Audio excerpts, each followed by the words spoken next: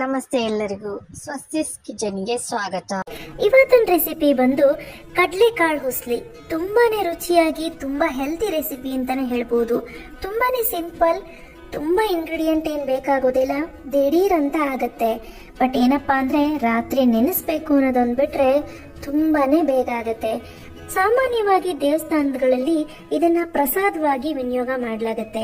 So ಬನ್ನಿ ಈ ರುಚಿಯಾಗಿರುವಂತಹ tasty ಆಗಿರುವಂತಹ ಕಡಲೆಕಾಳು ಹುಸ್ಲಿ ಯಾವ ರೀತಿ ಮಾಡೋದು ನೋಡೋಣ.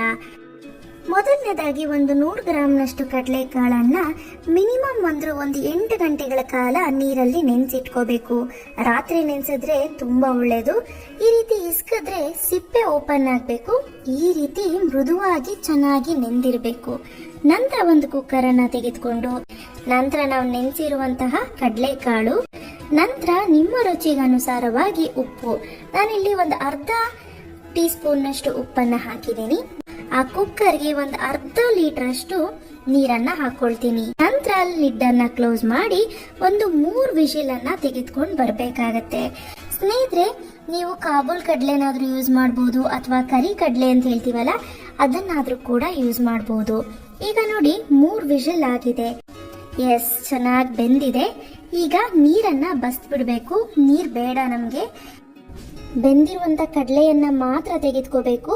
ಈ ರೀತಿ ಹಿಸ್ಕಿದ್ರೆ ಚೆನ್ನಾಗಿ ಮ್ಯಾಶ್ ಆಗ್ತಿದೆ. ನೆಕ್ಸ್ಟ್ ಒಂದು ಮಿಕ್ಸಿ ಜಾರನ್ನ ತೆಗೆದುಕೊಂಡು ಆ ಜಾರ್ಗೆ ಒಂದು ಅರ್ಧ ಬೋಲ್ನಷ್ಟು ತೆಂಗಿನಕಾಯಿ ತುರಿ, ನಂತರ ಒಂದು 2 ರಿಂದ 5 ಹಸಿರು ಮೆಣಸಿನಕಾಯಿ, ನಂತರ ಒಂದು 3 ರಿಂದ 4 ಕರಿಬೇವು, ಸ್ವಲ್ಪ ಕೊತ್ತಂಬರಿ ಸೊಪ್ಪು, ಇದೆಲ್ಲವನ್ನ ಹಾಕಿ ಇದನ್ನ ತರ್ತರಿಯಾಗಿ ರುಬ್ಕೊಂಡು ಬರೋಣ. ಸ್ನೇಹಿತರೆ, ಒಂದು ಚೂರು ಕೂಡ ನೀರನ್ನ ನಾವು ಹಾಕೋದ್ ಬೇಡ. ಈಗ ನೀವು ನೋಡ್ತಾ ಇರ್ಬೋದು, ತರ್ತರಿಯಾಗಿ ಚೆನ್ನಾಗಿ ರುಬ್ಕೊಂಡು ಬಂದಿದ್ದೀನಿ. ಇದ್ರ ಕನ್ಸಿಸ್ಟೆನ್ಸಿ ನೋಡಿ ಯಾವ ರೀತಿ ಇದೆ ಅಂತ ಗೊತ್ತಾಗ್ತಿದೆ ಅಲ್ಲ. ಸೊ ಈಗ ನೆಕ್ಸ್ಟ್ ಸ್ಟೆಪ್ ಹೋಗೋಣ. ಒಂದು ಪಾತ್ರೆಯನ್ನ ಇಟ್ಕೊಂಡು ಆ ಪಾತ್ರೆಗೆ 2 ಟೇಬಲ್ ಸ್ಪೂನ್ ನಷ್ಟು ಎಣ್ಣೆಯನ್ನ ಹಾಕೊಳ್ಳಿ. ಎಣ್ಣೆ ಕಾಯ್ತಿದ್ದಾಗೇನೆ ಈ ಸಾಸಿವೆ ಚಿಟಪಟ ಅಂತ ಚಿಟ್ಕುಟ್ಲಿ. ಎಸ್, ಈಗ ಹಸಿರು ಮೆಣಸಿನಕಾಯನ್ನ ಹಾಕೊಳ್ತಾ ಇದ್ದೀನಿ, 1-2.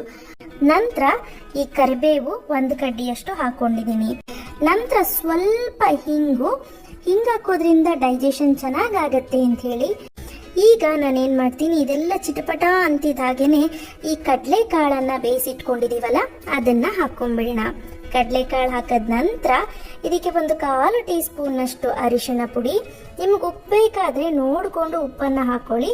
ನಂತರ ನಾವು ಪೌಡರ್ ಮಾಡಿಟ್ಕೊಂಡಿರುವಂತಹ ತೆಂಗಿನಕಾಯಿ ತುರಿ, ಇದಿಷ್ಟನ್ನು ಹಾಕಿ ಒಂದು ಒಳ್ಳೆ ಮಿಕ್ಸ್ ಅನ್ನ ಕೊಡ್ತಾ ಮಿಕ್ಸ್ ಮಾಡ್ಕೊಳ್ತಾ ಇದನ್ನ ಚೆನ್ನಾಗಿ ಫ್ರೈ ಮಾಡ್ಕೊಳ್ಳಿ.